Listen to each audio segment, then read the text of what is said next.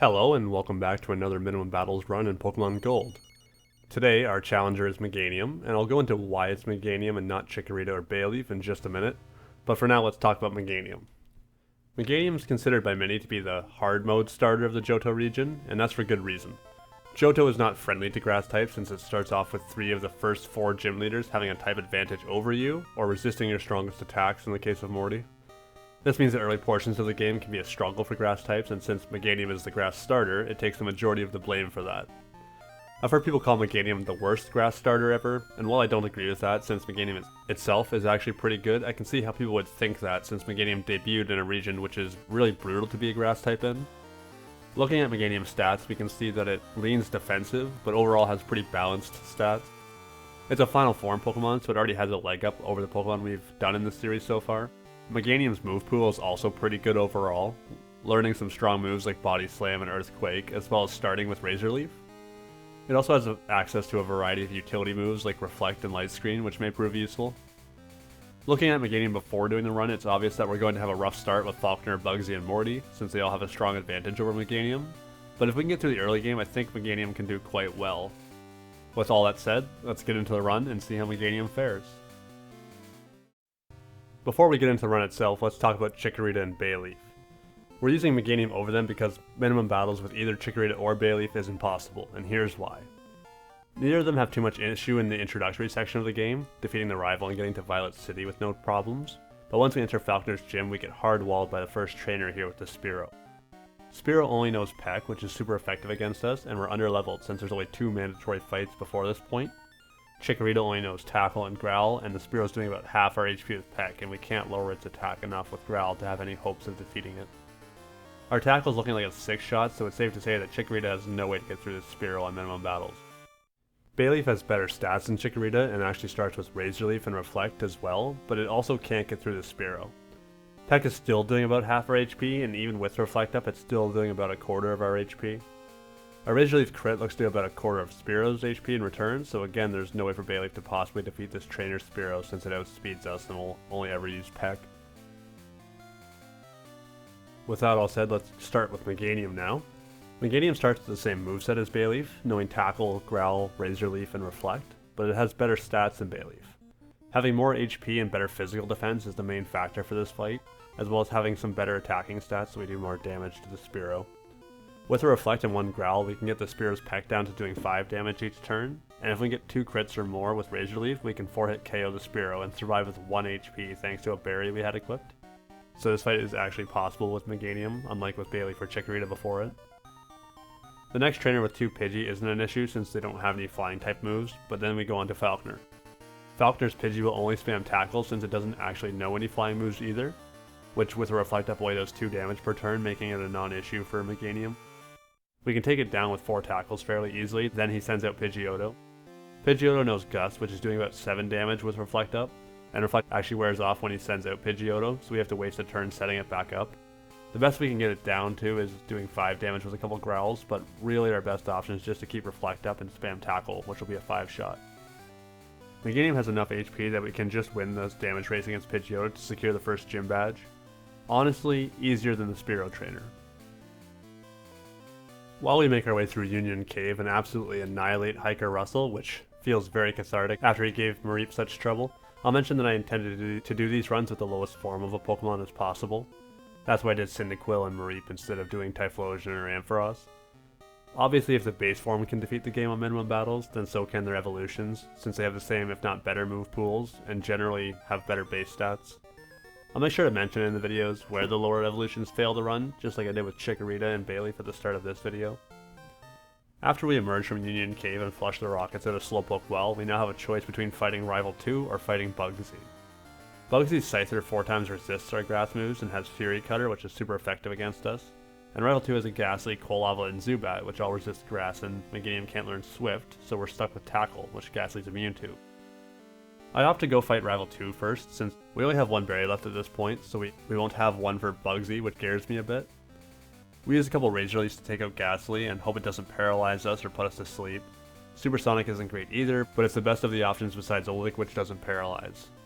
The Zubat doesn't do much with Leech Life, and is a 3-shot with Tackle, leaving just Quilava left. Quilava's doing about a quarter to us with Ember. We attempt to poison it, then whittle it down with Razor Leaf. Without crits, it's actually doing about the same damage as Tackle does, so we may as well use it for the crit chance.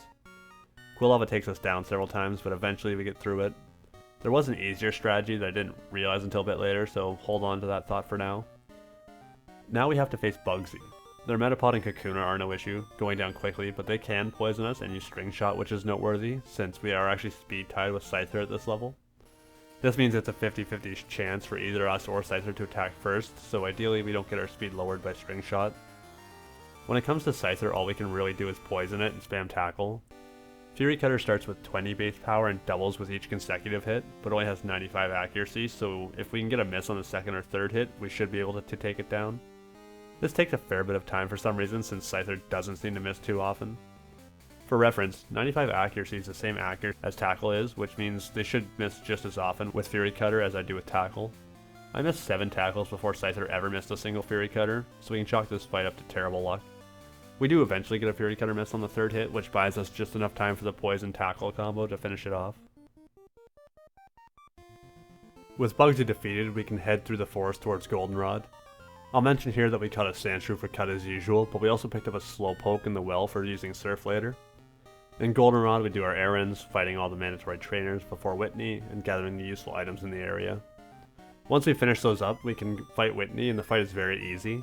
Clefairy is a 2-shot with Razor Leaf, 3 since it metronomed Amnesia here, and Miltank is a 3-shot with Razor Leaf. I set up a Reflect for Miltank unnecessarily since Rollit is resisted and does next to nothing to us. It feels good to have a first try victory for a change. Now we head up to Ecruteak and clear out the Kimono girls as usual for the XP before we go to the Morty's gym. Morty's the last gym leader for a bit, which has a type advantage against us, resisting our grass moves and being immune to our normal moves. Sadly, our best option for the Ghost is the pathetic 20 base power Mud Slap since Meganium can't learn Dig. It technically does less damage than Razor Leaf does, but it's more consistent and will always lower the opponent's accuracy, making moves like Hypnosis and Curse less likely to ruin our day. We aren't using Mud Slap because of the accuracy drops, but it's a nice bonus feature. With it, we were able to slowly grind our way through the trainers in Morty's gym until we can fight Morty himself. We equip a Mint Berry and start the fight. Mud Slap's going to be a 2-shot on the first Ghastly, and it misses a lick, allowing us to go on to the next Haunter at full HP. It does look like Haunter will be a 3-shot, and it lands a Hypnosis, making us use our Mint Berry. We go for a Razor Leaf, hoping for a crit, and it looks to be doing the same damage as Mud Slap was, but Haunter misses a Hypnosis, allowing us to his Ace Gengar with full HP. We land a Mud Slap, but he lands a Hypnosis, putting us to sleep. He misses the first Dream Eater, but connects with the second, and it looks to be doing less than a third of our HP, but heals him to nearly full HP. We wake back up after a couple turns to land a few Mud Slaps while he misses, or goes for moves like Mean Look, but he gets another Hypnosis to land and takes us out with a crit Dream Eater. Not a bad first attempt, and this seems very doable. A couple attempts later, we get through to Gengar again with full HP and get a crit with our Mud Slap while he wastes a turn with Mean Look.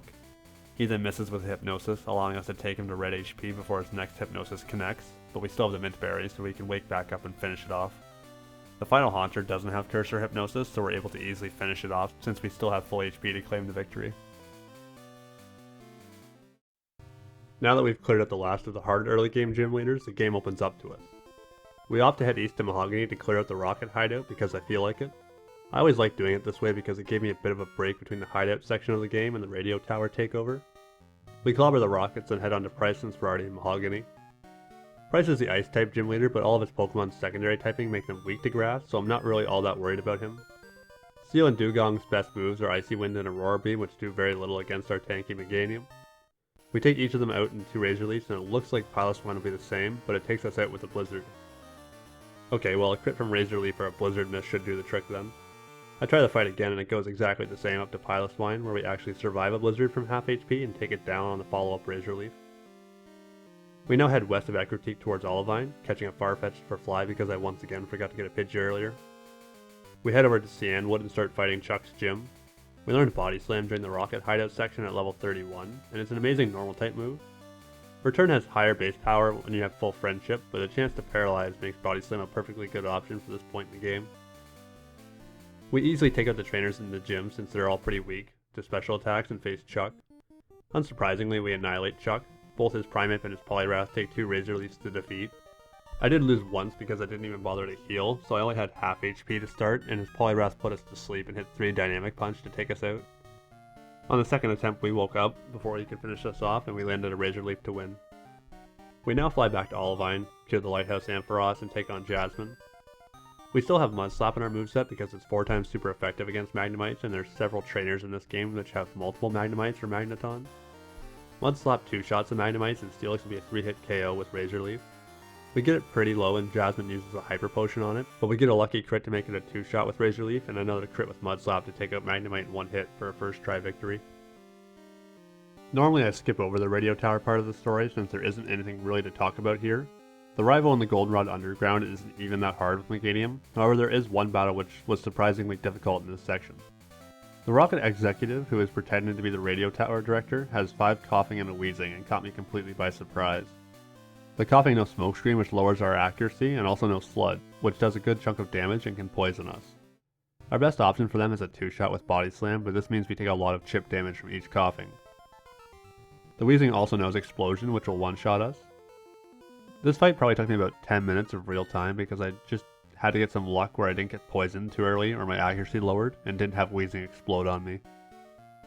After defeating that rocket though, the rest of the radio tower is an absolute breeze.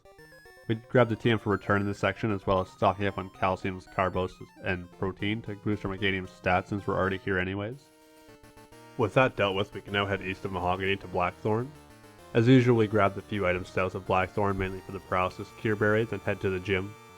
For once the trainers in the gym are quite easy, we one-shot the Dratini with Body Slam and the Horsey or Seadra with Razor Leaf. The one Dragonair is a 2-shot with Body Slam, but still not bad. On to Claire, who has 3 Dragonite and a Kingdra. We have the Paralysis Cure Berry equipped to try and get through as much of the fight as possible without being paralyzed. The Dragonair are still 2 shots, and the first one forces us to use our berry, but we're able to crit the second one for a 1-hit KO, and the third one tries to use Thunder Wave on us, but it fails, so we've made it to the Kingdra with full HP on our first attempt. Our first Razor Leaf crits, doing just over half, and Kingdra uses a Hyper Beam on us, which does next to nothing. Claire stalls for a bit with a Hyper Potion, but we easily take down the Kingdra for a clean first try victory against Claire. Normally she's one of the hardest gym leaders, so we will happily take this after the headache we went through in the early game. From here we gather all the rare candies in the region and head through the final route towards Victory Road, clearing out the few mandatory battles as we go. We make sure to pick up the TM for Earthquake in Victory Road and immediately replace Mud Slap with an actual good ground move. This vastly improves our moveset before we fight the final mandatory rival battle. The final rival battle is an absolute joke. We one-shot his entire team with Earthquake except for the Golbat, who takes 2 body slams since it's immune to ground type attacks. Ever since Morty, the game has really been steamrolling the game, with the exception of that Rocket Executive I suppose. Now on to the hardest fights in the base game, the Elite Four and Champion. We stock up on supplies and head in. First up is Will with his Psychic types. We have our usual Bitterberry equipped to prevent confusion. The Xatu are 2-shot with Body Slam, Jinx is a 1-hit KO with Earthquake, Executor is a 2-shot range by the looks of it with Body Slam, and Slowbro is easily taken out by a couple Razor Leafs. A nice easy opener to Elite Four. Let's see if we can keep that momentum going. Next up is Koga, the Poison type Elite Four member. He is significantly harder than Will was because he likes to spam Toxic and Evasion moves and stall us out. Most of his Pokemon are 1 or 2-hit KOs with Earthquake, but if we miss enough times or get Toxic, he can defeat us. The main issues are Crobat and Fortress, who are 3 and 4-hit KOs respectively. We need some good luck to get through the fight, but overall it still isn't too bad.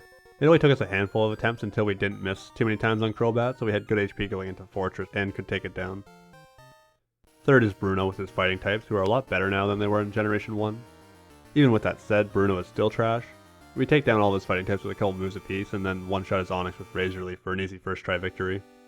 I was seriously testing random moves during this fight to see which would be optimal for each Pokemon and still managed to win, and that says something about how bad Bruno is. The final Elite Four member is Karen with her quote-unquote dark types like Gengar and Vileplume. She's famously trolly with confusion, accuracy lowering moves, paralysis, and curse, so it takes a bit of luck. We have our second Bitterberry equipped to negate the confused rays from Umbreon. We take it down with a few Earthquakes and Body Slams, and it's on to Vileplume, who will try to paralyze us. It's a ranged to 2-hit KO, but if we can get through it without being paralyzed, then we should be able to one-shot Gengar and Houndoom with Earthquake, and take out Murkrow with a couple Body Slams. After a couple attempts, I decided to swap out the Bitterberry for a Paralysis Cure Berry that I still had. Umbreon wasn't using Confuse Ray a lot, and Paralysis was a much bigger roadblock to getting through the fight than Confusion was. Once I do that, I'm able to muscle through the confusion and get through Vileplume with full HP and no paralysis. Then outspeed and one-shot both Houndoom and Gengar as I expected, and then 2 Body Slams finishes off Murkrow to secure the victory. Now all that's left is Lance, and the Dragon-type Master. Lance is the first really hard Elite Four member from Meganium. We used our 5 rare candies here to get up to level 57 and start the fight. Lance leads off with Gyarados, who's a favorable range to 2-shot with Body Slam. We will almost always try to set up Rain Dance turn 1 so we get through it with full HP each time. Next up is the first level 47 Dragonite, who will try to paralyze us and knows Blizzard. It's a 3-shot with Body Slam and we don't have any Paralysis Cure Berries left, so it's not consistent to get through it, but when we do, Lance will send in Aerodactyl. Razor Leaf can 2-shot it sometimes, and Charizard's a 2-shot with Body Slam. It does a lot of damage to us with Flamethrower however, so ideally we'd get a Body Slam crit or Paralyze to get through with full HP. This isn't consistent obviously, but it's the best option we have at this point. The level 50 Dragonite comes out next and knows Fire Blast and Outrage. It's also a 3-shot with Body Slam, but if we can get to it with enough HP, it can use Safeguard, which allows us to get through to the final level 47 Dragonite, who's also a 3-shot, but mainly uses Hyper Beam, which doesn't do a lot of damage. So if we can get to it with enough HP and don't get fully paralyzed, we can secure the victory. This takes about 15 minutes to happen successfully, and was the most inconsistent fight we've had in a while, but overall still wasn't too bad. We've now beaten the main game with just Meganium on minimum battles, so let's go on to the post game. And now the post game. You know what that means, boss rush time. I'll talk about them in the traditional gym order this time instead of the order I actually did them in like I usually do. So we start off with Brock. Use a grass move. Enough said. Misty. Use a grass move. Enough said. Surge. Use Earthquake. Enough said. Erica. Okay, Erica's a bit more complex. We use Body Slam twice on each of her Pokemon. Insane, I know. Janine. Press any buttons you want. It's Janine. Sabrina.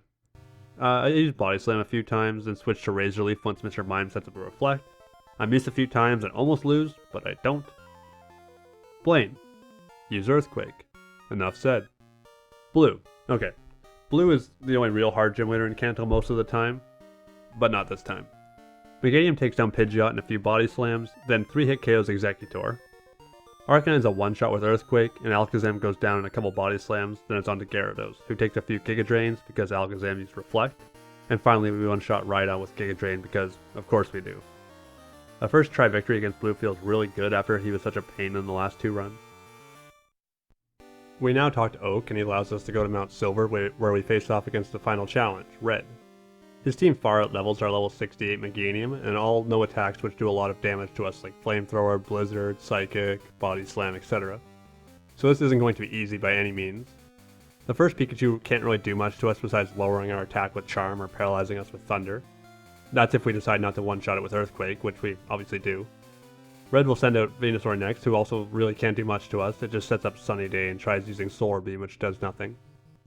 The real issue with this fight is the Charizard, which follows Venusaur and gets a boost to its Flamethrower from Sunny Day, and will take us out from full HP. If the Venusaur didn't set up Sunny Day, we can potentially survive one hit from Flamethrower, but Charizard's a 3 or 4 hit KO with Return or Body Slam, so we would need some good paralysis luck to get through it. Body Slam has a 30% chance of paralyzing the opponent, which then means that Pokemon has a 25% chance of being fully paralyzed.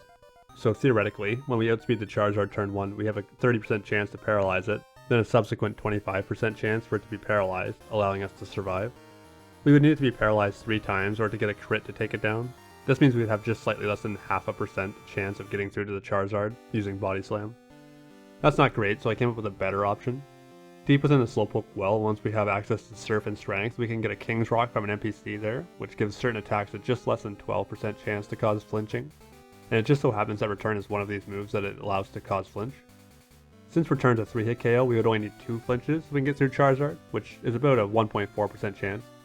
It's still really bad, but it's about 3 times more likely to happen than the Body Slam strategy.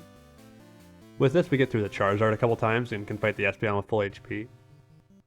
Psychic does about 40% of our HP, which is scary, and it outspeeds us, so we are pretty low on health for the following Snorlax, and neither Giga Drain or Return is doing nearly enough damage to it. We survive a Body Slam but are paralyzed and are taken out the following turn. Okay, so we need some way to get through the Snorlax, and then hopefully we can recover with Giga Drain against the final Blastoise, I guess. I tried this for a while longer and finally admit that this isn't going to work, so I take a page out of Mareep's playbook and go pick up the Curse TM from the Celadon department building, and teach Rest and Curse and then head back. With this combination, we're able to set up +6 attack and defense against Pikachu, healing to full and curing paralysis with rest, then sweep his team with return. It takes a few attempts, but once we manage to get set up, all we need is a quick claw pop on Charizard to one-shot it, then we're in the clear. Espeon can't one-shot us, Snorlax can't do anything against our +6 defense, and then it's on to his final Pokemon, Blastoise. Blastoise outspeeds us since we're currently at -6 speed and sets up Rain Dance turn 1 for some reason. Our return connects, showing that it'll be a 2-hit KO, then Blastoise hits a massive Blizzard, taking us down to just 30 HP before we can finish it off with return. In hindsight, I should have kept Giga Drain instead of Earthquake just to heal a bit to make Blastoise a bit safer, but we still won pretty handily. And with that, we've defeated Pokemon Gold with just Meganium on minimum battles.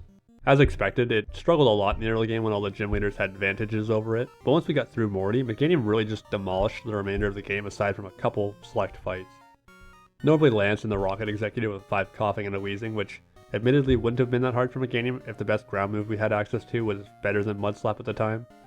This was hands down the easiest run so far, no doubt owing to the fact that Meganium's a fully evolved Pokemon with a decent move pool and stats.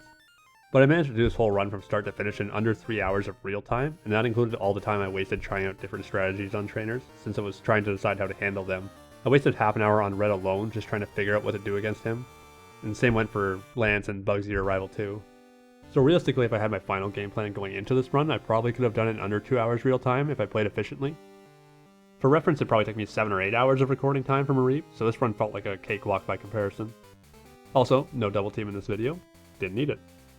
And with all that said, I'll get started on the next challenge. I haven't decided who will be the next challenger yet, so leave a comment saying who you want to see next. Also be sure to leave a like here if you've made it to the end, and I'll see you in the next one.